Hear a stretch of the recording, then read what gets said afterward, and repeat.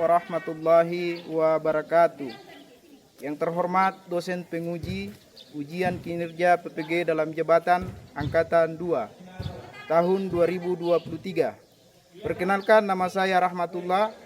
Saya mahasiswa PPG dalam jabatan Angkatan 2 di LPTK Universitas Jember dengan nomor peserta UKG 203177970 dan nomor induk mahasiswa 25021110415. Saya guru SMK Negeri 1 Mehalaan, Kecamatan Mehalaan, Kabupaten Mamasa, Sulawesi Barat. Pada kesempatan kali ini, Rabu 22 November 2023, saya akan melaksanakan praktek pembelajaran guna memenuhi tugas kinerja PPG dalam jabatan Angkatan kedua tahun 2023. Untuk lebih jelasnya, berikut adalah video praktek pembelajaran yang saya sudah laksanakan. Mohon masukan dan saran agar kedepannya kegiatan pembelajaran yang saya laksanakan dapat bisa menjadi lebih baik. Terima kasih atas perhatian. Wassalamualaikum warahmatullahi wabarakatuh.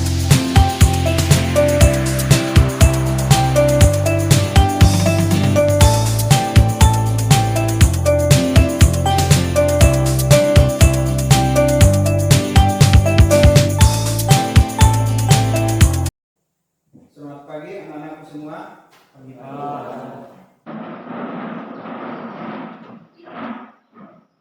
Apa kabar hari ini? Baik, luar biasa. Matematika? Siapa tahu? Matematika? Saya suka. Yes. Oke, tepuk tangan semua. Intinya pada pagi hari ini kita bersyukur kepada Tuhan Yang Maha Kuasa karena kita masih diberikan kesempatan untuk hadir di ruangan ini untuk mengikuti proses pembelajaran matematika. Selanjutnya, sebelum kita memulai pembelajaran pada pagi hari ini, diawali dengan doa yang akan dipimpin oleh ketua kelas. Untuk itu, kepada ketua kelas saya persilakan untuk memimpin doa. Baik teman-teman, sebelum kita mulai pelajaran kita, lebih dulu kita menyebut Tuhan dalam doa. Doa ini saya bawakan dalam agama Kristen, yang lain menyaksikan. Doa dimulai. Tempat duduknya, meja. Kemudian kalau masih ada sampah dalam ruangan ini, tolong dipungut dan dibuang ke tempat sampah yang sudah disiapkan agar dalam proses pembelajaran tidak merasa nyaman. Silakan.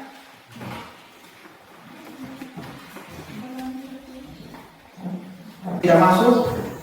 Nepius, Hajra, dan Rivalis. Nanti 3 orang ya yang tidak hadir. Siapa? Ya. Ketua kelas tahu kenapa ketiga ini tidak hadir? Tanpa keterangan. Tanpa keterangan. Ya, jadi kita doakan kepada yang ketiga ini, mudah-mudahan pada pertemuan berikutnya bisa hadir dan dalam keadaan sehat walafiat. Materi yang kita bahas pada minggu lalu. Ya, silakan Bagas. Hubungan perpangkatan dan bentuk. Ya, jadi materi yang kita bahas kemarin adalah hubungan bentuk akar dan pangkat. Nah, tentunya untuk menghubungkan itu, ya harus dulu kita ketahui apa itu pangkat dan apa itu akar. Lalu kalau sudah kita ketahui keduanya ini, lalu kita hubungkan, ya. Ya, saya mau tanya lagi. Apa itu pangkat? Siapa tahu? Ya. Silakan. Pangkat adalah bilangan yang dikalikan secara berulang disebut pangkat. Misalnya 2 kali 2 sama dengan 2 pangkat 2, atau 3 kali 3 kali 3 sama dengan 3 pangkat 3. Oke, tepuk tangan untuk Levi. Jadi itu pangkat adalah perkalian berulang yang bisa dimisalkan sama dengan 2 kali 2, maka ditulis dalam bentuk pangkat 2 pangkat 2. Nah, kemudian apa itu akar? Pak, Ya, silakan, Pak Gas. akar adalah kebalikan dari perpangkatan, misalnya akar 2 sama dengan A pangkat 1 per 2. Ya, tadi itu ya.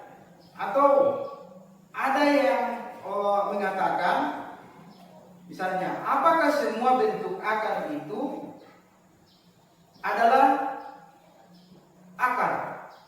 Semua bentuk akar adalah akar. Karena begini, misalnya akar 36 sama dengan 6. Kemudian akar 2 itu tidak bisa diselesaikan. Nah, apakah akar 36 termasuk adalah bentuk akar atau bukan? Bukan. Bukan. Kenapa bentuk akar? Akar 36 itu disebut bukan akar. Siapa bisa menjawab? Ya, Bagas. Karena hasil penakarannya bukan dalam bentuk irasional. Ya, bukan dalam bentuk irasional. Nah, berarti apa itu irasional? Bilangan yang berpola, yang tidak berpola. Kalau rasional? Bilangan yang berpola. Bilangan. Siapa yang bisa menentukan bilangan irasional? Misalnya akar 2, akar 5, dan akar 7. Ya, itu. Berarti bilangan irasional itu adalah bilangan yang bentuknya akar 2, akar 5 dan seterusnya. Nah, kalau rasional?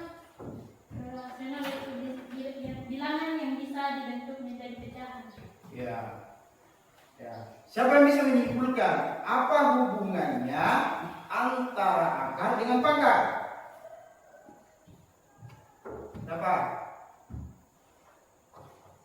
Yang kita belajar kemarin. Roland. Apa hubungannya bentuk pangkat dengan akar? Pangkat bisa diubah ke akar dan akar bisa diubah ke pangkat. Ya, oke. Tujuan pembelajaran.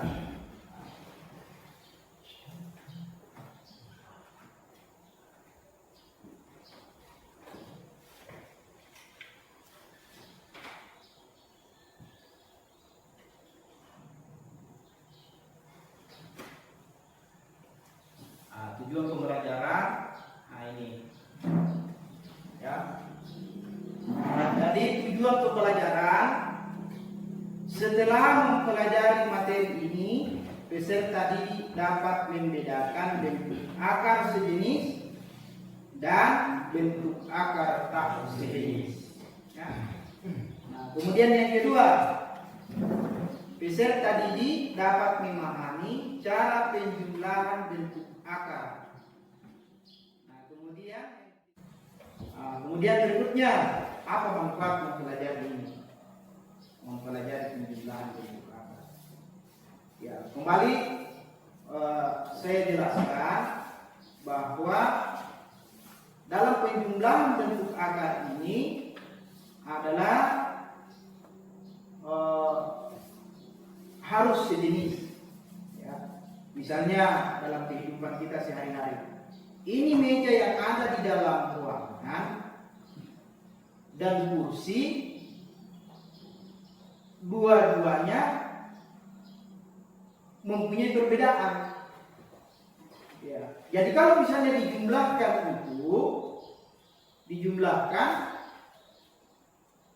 tidak bisa dijumlahkan meja sekaligus dengan kursi, jadi harus sejenisnya juga. Meja dijumlahkan berapa jumlahnya, kemudian kursi. Nah, begitulah dalam bentuk penjumlahan bentuk akar. Ini langkah-langkah pembelajaran yang kita akan lalui. Jadi saya sampaikan ini langkah-langkahnya. Guru menjelaskan konsep dasar penjumlahan bentuk akar. Jadi nanti itu saya akan menjelaskan, saya akan tampilkan konsep dasar penjumlahan. Kemudian yang kedua, siswa diberi kesempatan untuk bertanya berkaitan dengan konsep penjumlahan bentuk akar. Jadi silakan setelah saya tampilkan nantinya ini bentuk akar, Anda bertanya. Kemudian guru mengelompokkan siswa menjadi 4 kelompok dan diberi lembar kerja peserta didik. Kemudian langkah keempat, siswa mengamati video pembelajaran. Jadi ada video nantinya. Kemudian setiap kelompok diberi kesempatan untuk bertanya atau memberi masukan hal yang disimak. Jadi nanti saya akan memberikan tayangan video, kemudian disimak, kemudian ditanggapi atau bertanya. Ya. Kemudian siswa mencari informasi dari sumber seperti internet, buku paket, dan lain-lain untuk memecahkan masalah. Jadi saya suruh kemarin itu download, kemudian bisa juga menggunakan buku, kemudian masih diskusi. Jadi tiga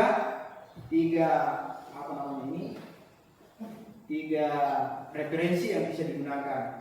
Ya, bisa buku paket, bisa internet. Ya. Kemudian terakhir, secara bergantian setiap kelompok mempresentasikan hasil karyanya, kemudian ditanggapi oleh kelompok lain. Jadi nanti ini setelah siswa menyelesaikan kerja kelompoknya, dipersilakan untuk mempresentasikan. Selanjutnya coba diamati konsep dasar penjumlahan bentuk akar yang saya tayangkan ini. Coba diperhatikan konsepnya. Siapa bisa menjelaskan?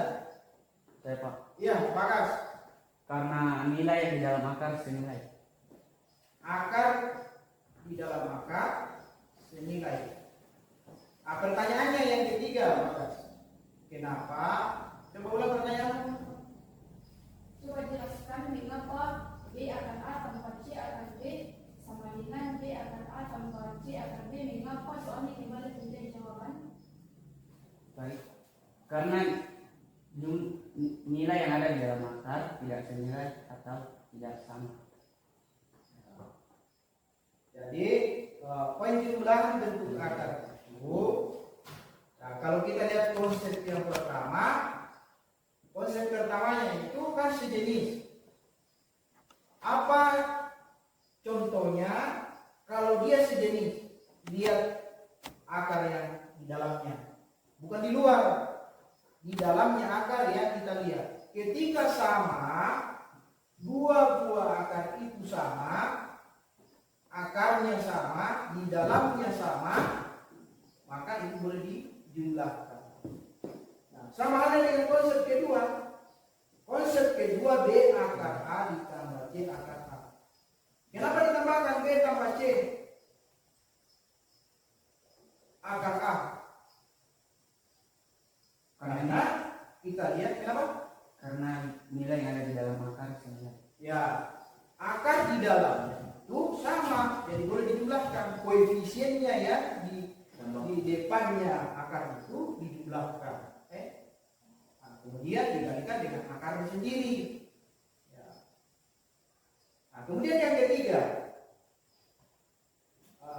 akar ini yang konsep ketiga ini tidak bisa dijumlahkan karena akarnya tidak sejenis. Yang mana dia tidak sejenis? Di dalamnya akar ada akar A dan akar B. Akar 1 sama dengan 1. Akar 2, akar 4 sama dengan 2. Akar 9, 3. Akar 19, 4. Lagi Akar 25. 5. Akar 36. 6. Ya. Kemudian ada lagi akar 49. 7. Akar 64. sama dengan 8.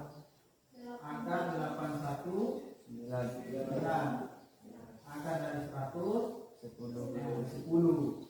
Jadi maksudnya ini dari akar-akar dari bilangan rasional ini untuk menyederhanakan, salah satunya ada ini pada angka itu, kemudian salah satunya bilangan irasional. Yang mana itu bilangan irasional? Kita lagi akar 2, akar 3, akar 5, 6 dan seterusnya. Nah itu namanya bilangan Irasional. sedangkan yang sana bilangan Rasional. Nah kita contohkan akar dari 12.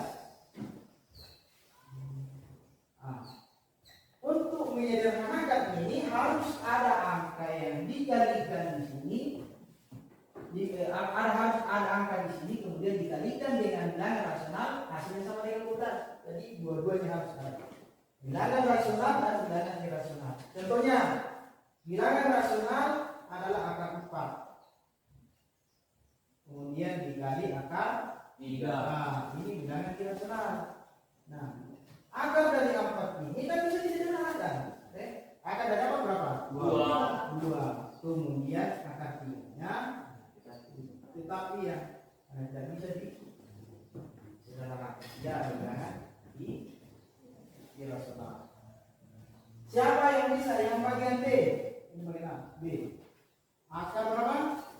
24. Berapa? 24. Akar 24. Coba Anda cari angka yang bisa diperkalikan dari angka ini, akar rasional, bilangan rasional, kemudian dikalikan dengan irasional. Salah satunya yang bisa dijawab. Siapa yang bisa mengerjakan? Ya, Bagas, silakan Bagas.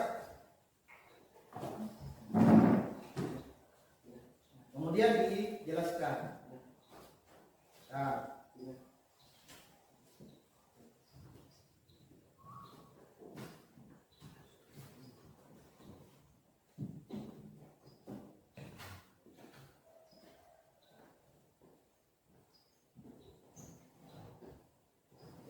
jadi akar 4 itu bisa dicabut akarnya, kemudian dari akar 6 tidak bisa. Jadi itu ya. Jadi jauh disederhanakan. Ya. Jadi nantinya kalau dalam penjumlahan bentuk akar, jangan hasilnya kayak di bagian D langsung dikatakan tidak sejenis, tetapi harus melalui dengan penyederhanaan. Ya. Yang kemarin itu kita sudah bagi kelompok, jadi tinggal itu yang yang dipakai, ya. Jadi kelompok 1 yang sudah dibagi kemarin, silakan.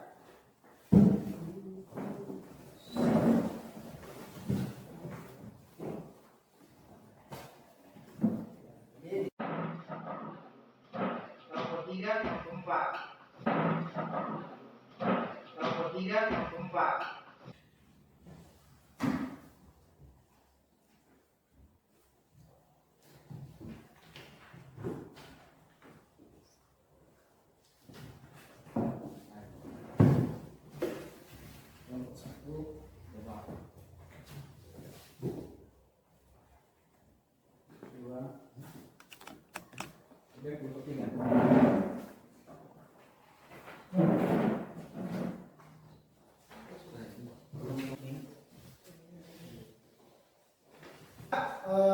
Mengerjakan tugas, sebelum mengerjakan tugas, saya akan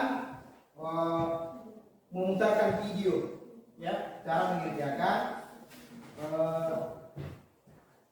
penjumlahan bentuk akar. Ya, disimak dulu, baik.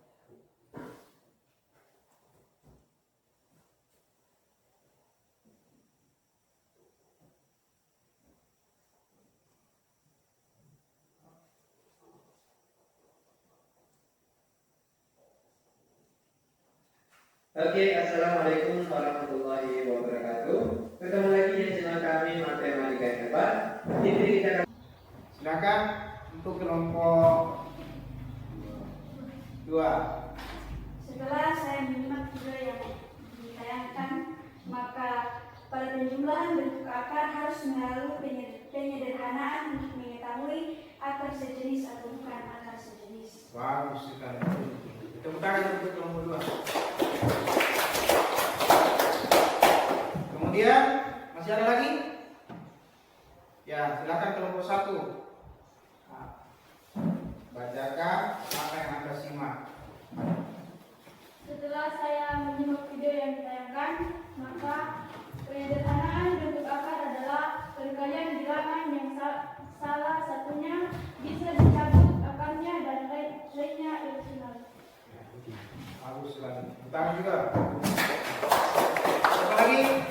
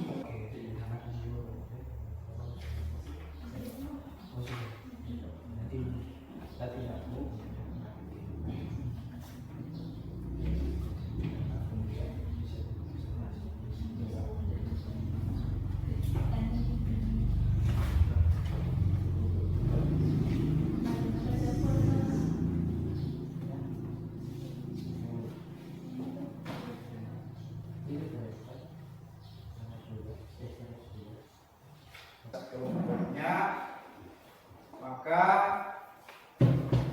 hasil dari diskusi kelompok ini kita akan presentasikan. Jadi dipersiapkan untuk setiap kelompok untuk mempresentasikan hasil pekerjaannya.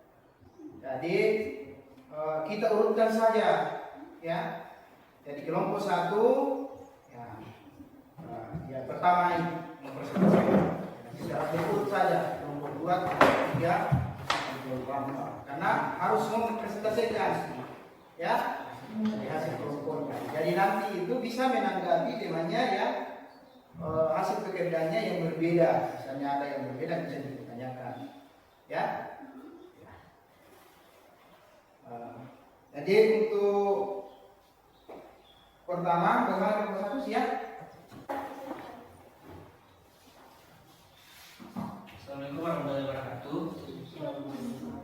Apabila saya akan menjelaskan jawaban kami dari hasil diskusi ini, menit juga menjelaskan jawaban kami dari hasil diskusi ini, menit juga menjelaskan. Jadi di sini ada 4 soal dan soal nomor 1 adalah 12 akar 6 tambah 7 akar 6 tambah 3 akar 6. Karena nilai dalam akar ini sudah selesai, jadi yang kita jumlahkan ialah koefisien yang ada di luar akar. Jadi 12 tambah 7 tambah 3 akar 6 hasilnya adalah 22 akar 6. Kemudian nomor 2, 4 akar 50 tambah 12 tambah 2 akar 12 tambah 2 akar 75 tambah 7 akar 49. Karena nilai dalam akarnya tidak senilai, jadi kita harus sederhana bagi C. Hasil presentasi kami, jika ada pertanyaan dari teman-teman, dipersilakan. Dan yang kedua, perkenalkan kami dari kelompok 2 yang mengajukan pertanyaan. Pertanyaannya yaitu, jadi ketika hasil penjumlahannya tidak dapat dibagi 2, jadi bisa dibagi dengan 3 atau 5 ya? Selama hasilnya hilang koefisien dan dapat dicabut akarnya, bisa. Oke. Masih ada?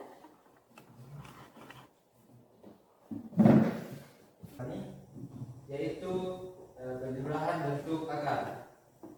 Dengan materi ini saya berikan kesempatan kepada teman-teman untuk mempresentasikannya. Terima kasih atas kesempatannya. Selamat pagi untuk kita semua. Di sini soalnya berupa 12 akar 6 tambah 7 akar 6 tambah 3 akar 6. Di sini karena semuanya Terima kasih anak-anak semua yang telah mempresentasikan hasil diskusinya tentang penjumlahan bentuk akar. Dan tahap selanjutnya saya minta kepada setiap anak-anak semua untuk mencatat kesimpulan-kesimpulan apa yang kita dapatkan dalam pembelajaran ini.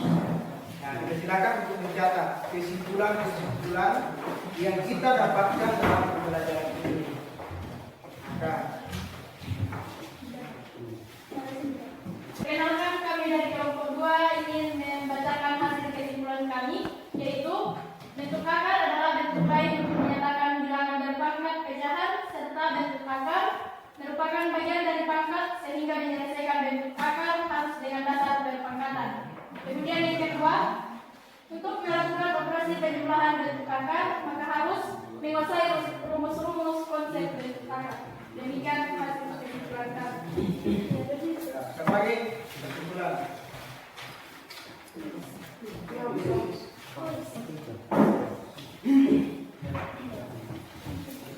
Perkenalkan, kami dari kelompok 1 akan menyampaikan kesimpulan kami.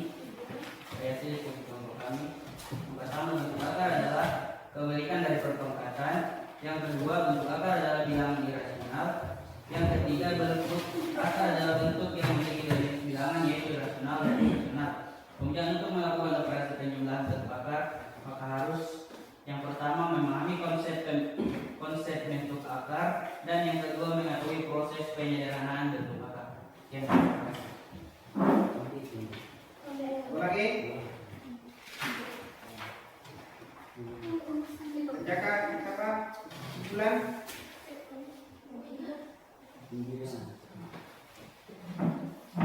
Perkenalkan, kami dari kelompok 4 akan membacakan kesimpulan. Kesimpulan yang kami dapatkan itu bentuk akar merupakan kebalikan dari berpangkatan dan bentuk akar itu berupa irasional.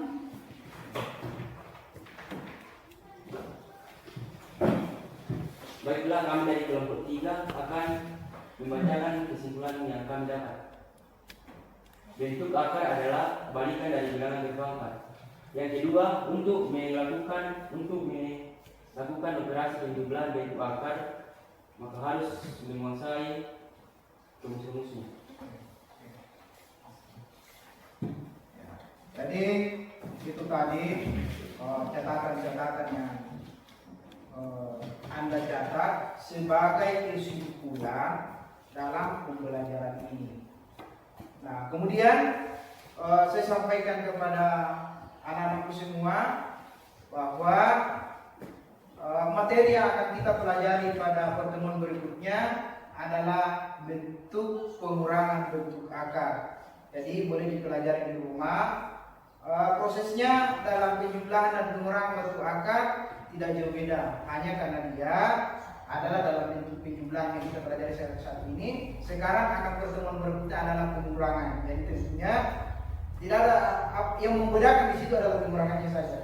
Nah, cara menyelesaikan seperti itu. Jadi dikurangi yang sejenis, kemudian tidak boleh dikurangi juga kalau tidak sejenis. Kemudian untuk pekerjaan individu, ya biar saya kasih PR, buka halaman di buku K13,